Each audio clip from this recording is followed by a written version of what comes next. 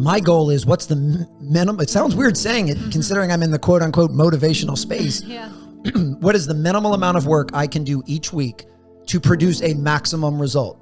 I'm not looking for shortcuts. I want to be the best I'm capable of on stage and on page. I want my podcast, I want those things to be extraordinary. But if I can be extraordinary in 25 hours a week versus 45 hours a week, that frees up 20 hours to be with my children or to train for a race or to do a lot of other things that I'd like to do. So that's part of the hustle grind culture.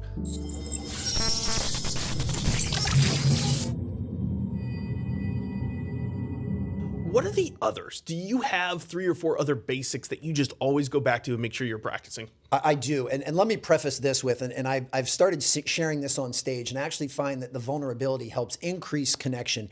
I'm not a master of any of this stuff. I'm not speaking from a place of mastery. I'm on the same path as both of you and as everybody watching and listening to this right now. But I'm proud of the path that I'm on. And I love not only sticking to the basics, but having people in my life that care enough about me to hold me accountable to sticking to those basics. For me, I'm big into routine and structure and consistency. Yeah. That's actually something that gives me comfort. So I love routine, and I have a meticulous morning and evening routine, which I would consider one of my basics, and I don't deviate from it. Now, I'm not robotic. Basically what I have is a framework that I say, all right, every morning, here are the things that I need to accomplish in order for me to be my best self. And they're not always identical. You know, for me, within the first 60 minutes of every day, I try to do something physically that gets me moving. I try to do something mentally that stimulates thought, and I try to do something emotionally, you know, kind of engages the heart. So if I can do those 3 things within the first hour of waking up, it puts me in a pretty good mindset to be my best self. And now what I do for each of those 3 things may differ. Sure. Someday I might do some yoga. Another day I might go for a run. Another day I might lift some weights, and that's the physical part. Sometimes when I'm on a run, I'm listening to a podcast. Sometimes I take 20 minutes to read a new book. So those things I allow for some variety. But I think if I can engage those 3 parts of my being every morning, then it lays that foundation. And I've also come to realize, you know, with some self-awareness and some introspection, I love early morning. So I love the early hours of the morning. So many of the times I'm doing these things at 6 or 7 or 8 o'clock in the morning, which then leaves the rest of the day to be productive and to be present. So I would say habits and routine and structure are another part of my basics. And living present, which is really challenging to do in today's very digitally distracting world, and sticking to structure and habits when there's a variety of other things that necessitate our time. Those things are never easy to do, but I value them so much and they're so important to me that I make the time to do them. I'm a big believer that when you brush everything else away, that there are only 2 things in this world we have 100% control over 100% of the time, and that is our own effort and our own attitude. Now, I do realize, and I don't want this to be a game of verbal semantics, you can take effort and attitude and mix them together, and you have preparation, which we've already talked about. You are in control of your preparation. You take effort and attitude, you mix them together, you can get enthusiasm. You are in control of how much enthusiasm you bring to the table in any situation. But those are really spokes off of the same wheel. Ultimately, it just comes down to effort and attitude. And for me, when I can stay hyper-focused on giving my best effort and having my best attitude, and I can learn to appropriately disregard everything else, the things outside of my control, it allows me to perform at a higher level. And once again, couple that with, it allows me to enjoy whatever I'm doing at a higher level. When we focus too much on the things that are outside of our control, then it diminishes and negatively impacts the things that are in our control. Just having a level of acceptance that most things going on in the world are well beyond our own control, leaning into that is actually very, very helpful. On some level, it's kind of surrendering to the fact that the world's going to do what the world's going to do. I do not control what is going on around me. I don't control circumstances and events. I don't control what people say. I don't control what people do, but I always control how I choose to respond to those things. And I want to be very thoughtful and intentional in how I respond. I don't want my responses to be an emotional knee-jerk reaction, an automatic default, if you will. And I think that's a position, and I don't say this through judgment, I say this through compassion because I was that other group. I think people think it's an automatic, that when certain things happen, they don't have any choice in how they respond. But I want to let them know that they absolutely do, that if they can take a deep breath, have some level of acceptance that what's happening is what's happening, and then be thoughtful in their response, they'll see their life change immediately. And that's one of the most important choices that we make. And just so your listeners don't think I live in la la land or I've lost my marbles, I'm by no means saying that everything that goes on in the world is to your liking.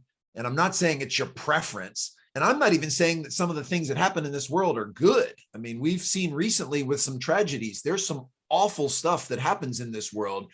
But I want folks to know that those things, those isolated incidences, are outside of our control, and we get to choose how to respond to them. And coming up with a thoughtful and intentional response in the face of really challenging adversity is not easy to do. That's the other disclaimer I want to make. I'm by no means saying that this is easy, but I'm just saying it is within your power. And for me, it's been life-changing, making the choice to be much more thoughtful and intentional with my responses to what goes on in the world, even when there are things I don't like or don't prefer.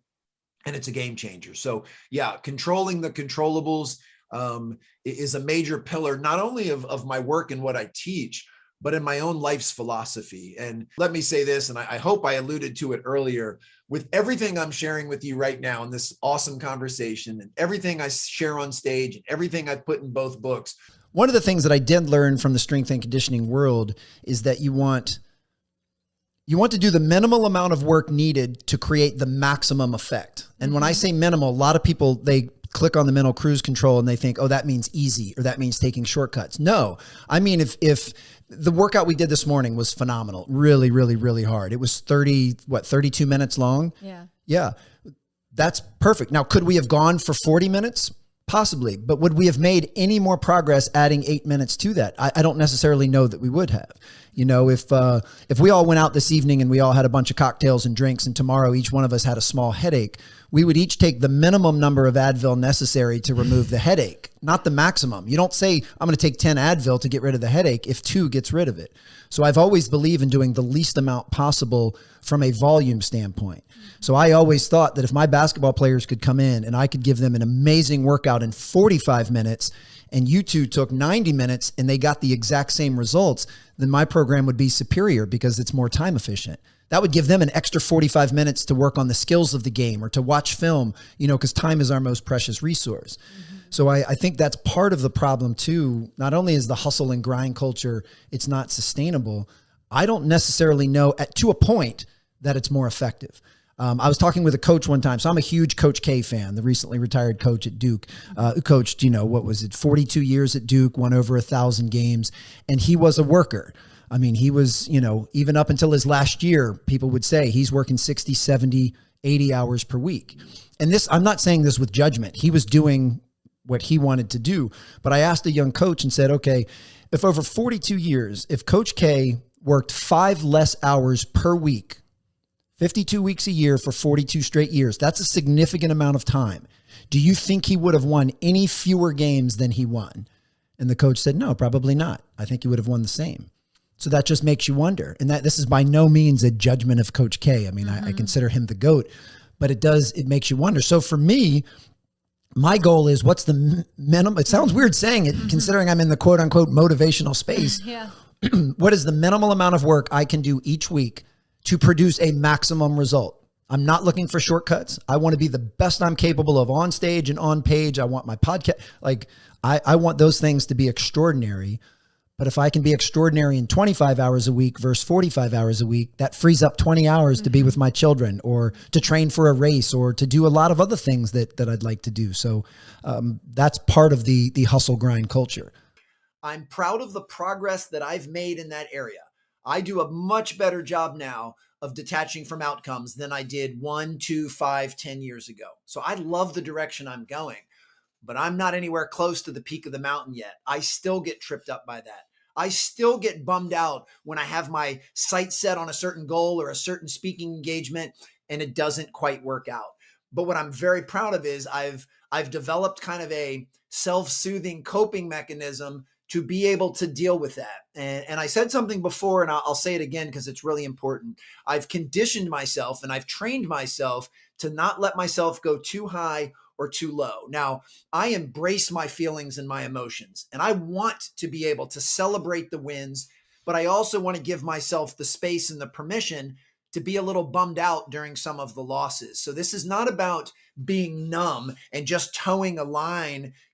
I still feel the highs and I feel the lows. I just don't let them go to extreme levels. And, I don't know when this will actually air, but at the time of this recording, 1 week ago, in one of the first hours of my workday, I received a DM from someone on LinkedIn from a Fortune 50 brand that asked if I was available to speak at one of their leadership retreats. Awesome. So when you're in my world, that is about as high of a high as you're going to get professionally speaking. I mean, I won't mention the brand, but it's a brand that everybody knows and uses. And I was on an absolute high.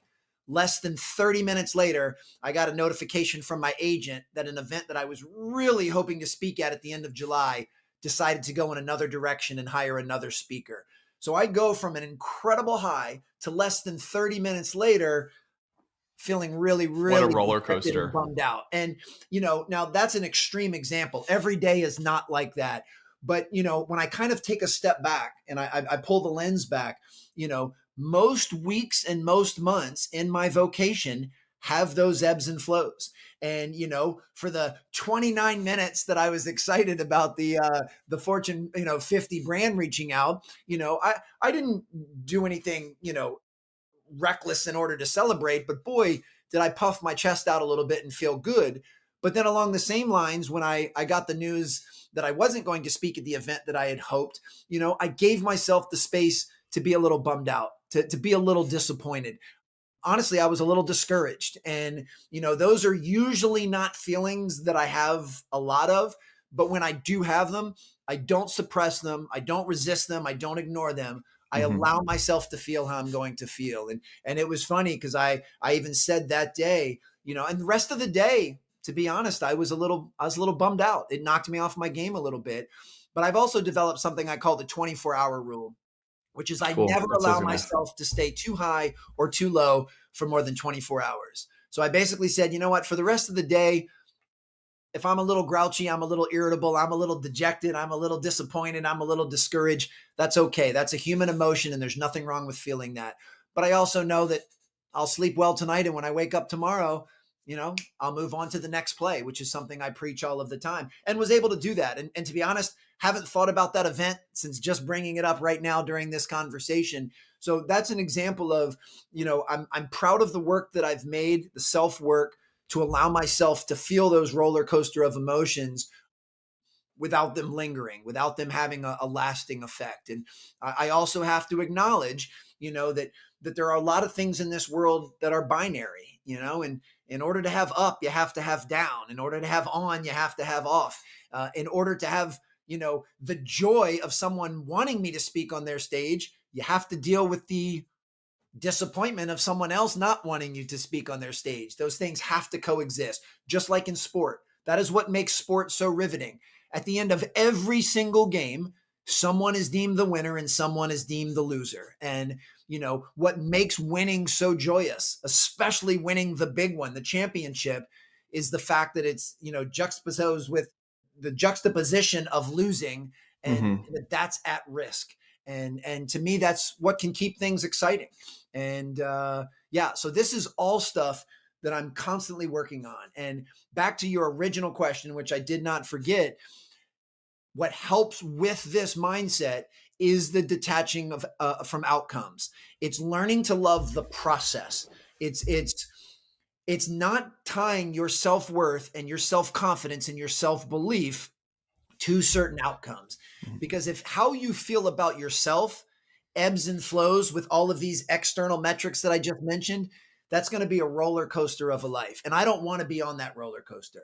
I realize that the external results are going to ebb and flow, but that doesn't mean my happiness needs to. It doesn't mean my sense of fulfillment, and certainly not my sense of self-worth. Because, had I landed that gig that I was hoping to, that doesn't make me any better than I currently am right now. It just means in that instance, the dominoes fell my way. And I have to remember that not getting that gig, or sometimes, the losses, you can get 3 or 4 or 5 of them in a row. And that's when you really test yourself of, I still believe in myself. I still believe in my message and what I do. I've hit a little bit of a streak here, but like a shooter in a bad slump, I'm going to get out of it. And I don't let my positivity or my optimism waver just because I don't get a few of the external results that I had hoped for or had preferred. So learning to detach your value from your performance or from the external results, for me, has been an absolute game changer.